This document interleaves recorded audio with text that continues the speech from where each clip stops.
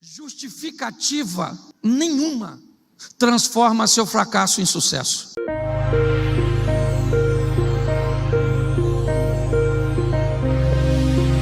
Sete coisas, rapidinho, que eu aprendi neste lugar, que eu quero compartilhar com você. Mateus capítulo 6, verso de número 36, diz assim: mas buscai primeiro o reino de Deus e a sua justiça, e todas essas coisas vos serão acrescentadas. Preste atenção. Eu sou grato a Deus porque Deus me ensinou o que é prioridade, o que vem primeiro. Esse texto, ele nos diz o seguinte: ele diz que em primeiro lugar vem o reino de Deus e a sua justiça, e todas essas coisas, e essas coisas aí, elas vêm nos versículos anteriores, falando de anseio por coisas materiais, de conquistas, de conseguir resultados. Eu aprendi aqui que há uma prioridade. Aliás, ela já começa no Gênesis. No princípio criou Deus os céus e a terra, porque os céus sempre vêm primeiro. A eternidade sempre é prioridade. Mas eu sou grato a Deus porque Ele me ensinou que essas coisas que não são prioridades são necessárias. Eu sou grato porque o texto que diz que eu tenho que buscar primeiro o reino de Deus e a sua justiça, esse texto também diz que as conquistas, as realizações, elas me serão acrescentadas. Ou seja, não há nenhum problema em viver coisas extraordinárias nesta terra. O que a Bíblia está dizendo é que elas não são prioridades, elas não são primárias, elas são secundárias. Mas eu sou grato a Deus porque eu aprendi o que é importante ou o que é prioridade. Mas eu também aprendi que obter resultados, conquistas, avançar, crescer, ter ascensão, aspirar coisas desta terra não me é proibido. Eu só preciso entender que a prioridade, a coisa mais importante é o reino de Deus e a sua justiça. Porque tudo que eu conquistar aqui vai ficar. Caixão não tem gaveta. Morreu, você não leva nada. A única coisa que você leva desse mundo é a roupa do corpo, que nem é você que escolhe. É os outros que vão escolher para você. Mas é importante nós entendermos, e eu sou grato a Deus, porque Ele me mostra que os céus vêm primeiro. Ele me mostra que o meu coração tem que estar na eternidade, tem que estar em Deus, que Ele é o meu Senhor, Ele é o meu refúgio, a minha fortaleza. Mas o texto também diz que as coisas que eu quero me serão acrescentadas. O texto poderia terminar dizendo: porque todas as outras são desnecessárias. Mas não é isso. Eu sou grato a Deus porque Ele abriu meus olhos, me dizendo: Cláudio, procure primeiro a intimidade comigo. Procure primeiro as coisas dos céus, as incorruptíveis, aquelas coisas que o ladrão não rouba, que a traça não corrói. Mas corra atrás daquelas que vão ficar aqui. Lute para conquistar, para vencer, para romper. Mas entenda que todas essas coisas te trarão bens nesta terra, mas elas vão ficar aqui quando você partir. E eu sou grato a Deus porque em primeiro lugar, aliás, é prioridade. Ele me diz: os céus vêm primeiro. Eu sei que você precisa de emprego, precisa ou não precisa? Você precisa de casar, você precisa de arrumar dinheiro, você está a fim de comprar um carro, ou se não está a fim de comprar, está a fim de trocar, certo? Você gosta de usar um bom perfume, uma boa roupa, você precisa, gosta de comer uma boa comida, e tudo isso custa. E deixa eu te explicar, isso tudo é pecado. Você não tem que querer nada disso. Você tem que querer só ter seu nome escrito no livro da vida. Aí você encosta num barranco, espera Jesus voltar para te levar.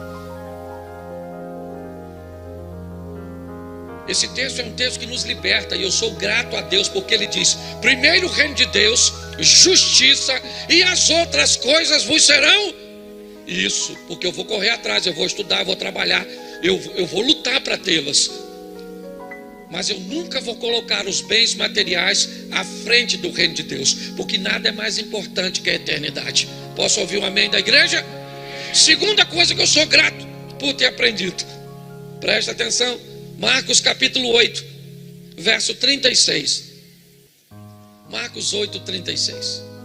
Pois que aproveita o homem ganhar todo o mundo e perder a sua... Isso, olha que texto legal. Bom, é mais ou menos a continuidade do primeiro. O primeiro diz que eu busco primeiro o reino de Deus, porque é mais importante, e as outras coisas, elas vão ser acrescentadas. É verdade. Mas esse texto agora diz que aproveita o homem ganhar o mundo inteiro e perder a sua alma. Por muito tempo, eu confesso a você que eu vivi preso, achando que eu só podia ter uma coisa ou outra. Ou eu ganhava o mundo e ia para o inferno, ou eu ia para o céu e perdi o mundo. Porque o texto diz que aproveita o homem ganhar o mundo inteiro e perder a sua. E eu sei, acredito que por muito tempo eu, Cláudio, não estou falando você, eu acreditava que era uma coisa ou outra. E eu falava, eu não posso ter dinheiro, eu não posso ter nada, porque olha só, é muito difícil um rico entrar no reino do céu. Jesus já falou isso. Então, se eu não tenho dinheiro, mas eu vou para o céu. E quem tem, não vai. E por isso que eu não quero. Espero que você nunca tenha acreditado nisso, mas eu sou grato a Deus, porque Deus me mostrou, falou, Cláudio, Abraão era rico, Isaac era rico, o Jó era rico, Davi era rico, Salomão era rico, e na sua vez você vai se lascar. É uma opção sua e não minha, sabe? Eu sou grato a Deus porque Ele me diz o seguinte: ganhe os dois, para que um só? Se for para ganhar um só, ganhamos o quê? A alma, sim ou não? Porque ela é priori. Mas quem deu essa opção de que é uma coisa ou outra? Terceiro, que eu não posso me deter muito num ponto só. Êxodo 17:6. Outra coisa que eu sou grato a Deus porque Ele me ensinou é que a aceitação é uma coisa e resultado é outra. Preste atenção, aceitação é uma coisa. Note que eu estou seguindo uma escala. Primeiro o reino de Deus, sua justiça, ganho o mundo sem perder a alma, posso ganhar os dois. E agora o texto diz, e é isso que eu quero mostrar para você, que aceitação, ser aceito por Deus é uma coisa e ter resultado é outra. Tem gente que pensa que todo mundo que tem resultado positivo é porque está ok com Deus, e não é assim. Resultado é uma coisa, aceitação é outra. Se resultado me disse vida com Deus, o ímpio que prospera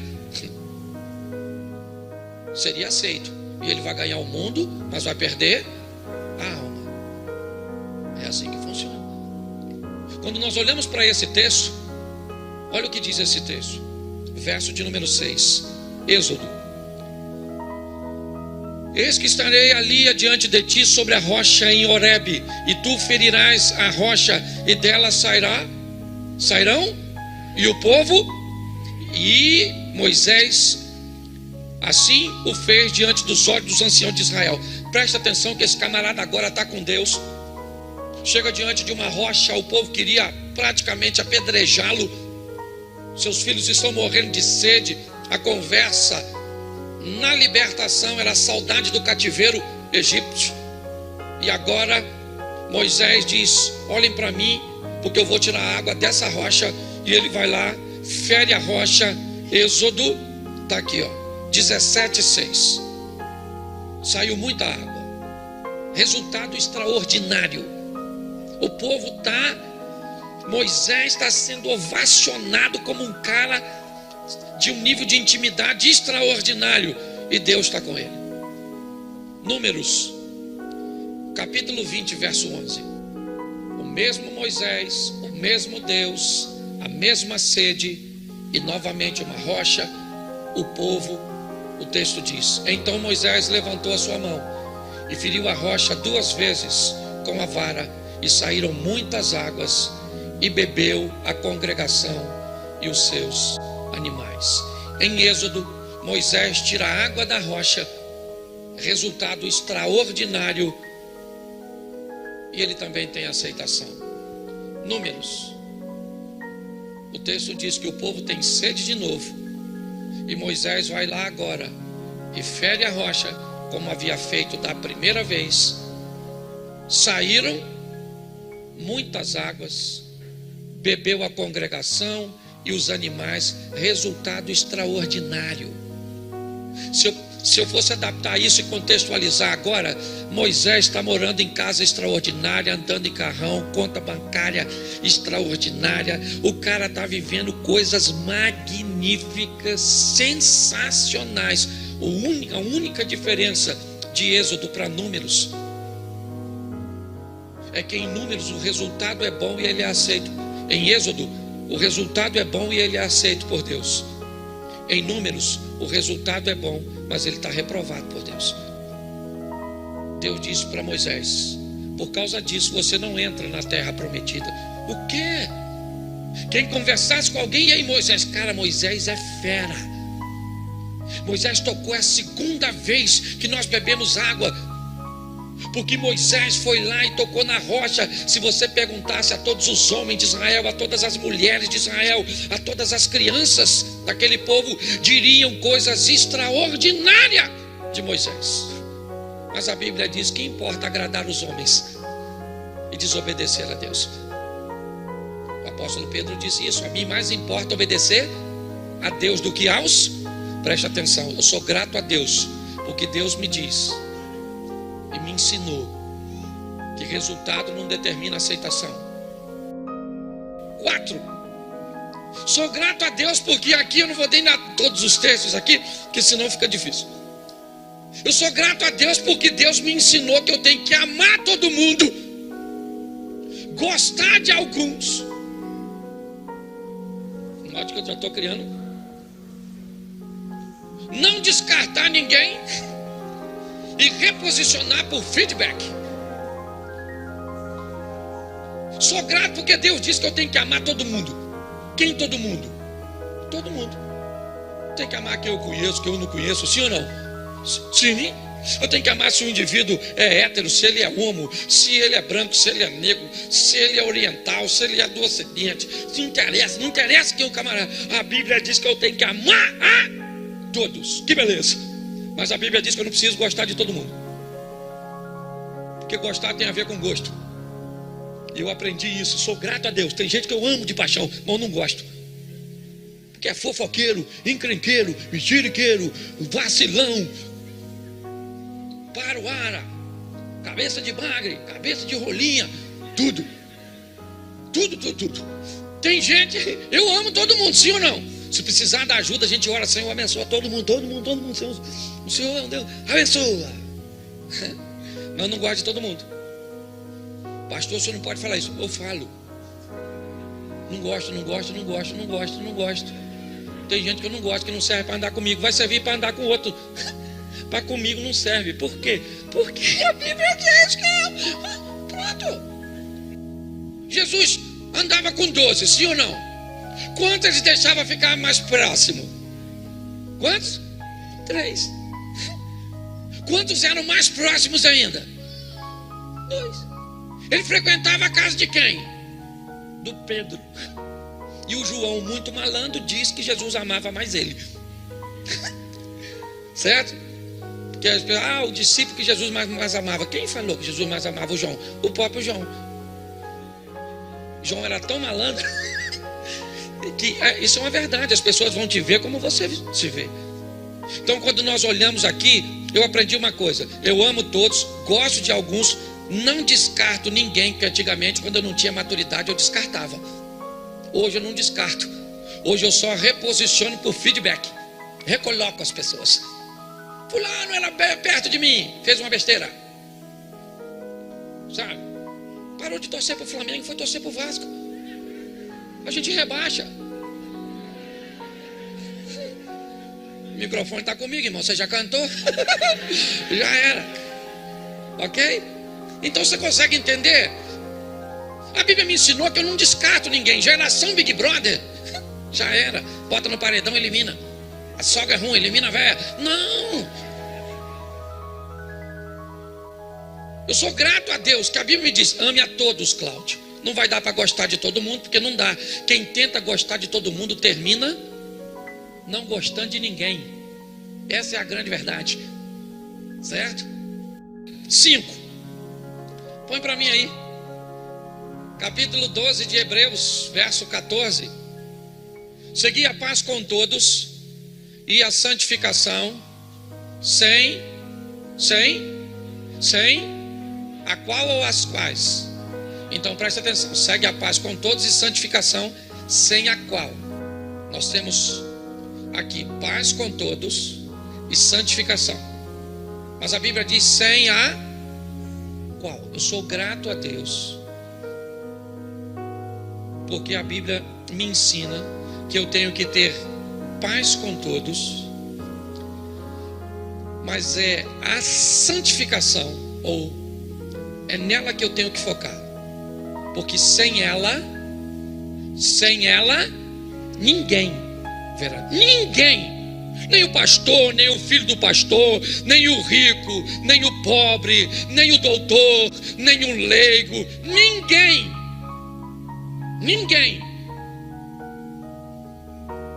A Bíblia está dizendo, note que eu acabei de dizer para vocês, seguir, olha bem, mostrei para vocês, amar, gostar, não descartar e reposicionar. Agora eu estou dizendo para você que a Bíblia diz que eu devo seguir a paz com todos, e é por isso que nós não descartamos, reposicionamos. Procuro a paz com todos, mas foco na santificar, sem a qual ninguém, esse ninguém inclui a gente. Sou grato a Deus porque Ele me ensinou isso. Ninguém. Mas pastor, e como é que é esse negócio aí de paz com todos? Romanos 12, 18. Romanos capítulo 12, sou grato a Deus. Leia para mim, por favor. Se for, quanto estiver, tende, preste atenção. Por que paz com todos não pode trazer salvação? Por isso que a Bíblia diz, tenha paz com todos. Eu quero te estimular, ame o próximo. E é isso aí. Aprenda a gostar das pessoas que têm afinidade, não descartar ninguém, reposicionar por feedback. O texto diz que eu tenho que ter paz com todos e santificação. E esse texto diz assim numa tradução que eu gosto, que talvez fique mais clara. Se possível, enquanto depender de você, tenha paz com todos. Por quê? Porque paz com todos depende de você e do outro.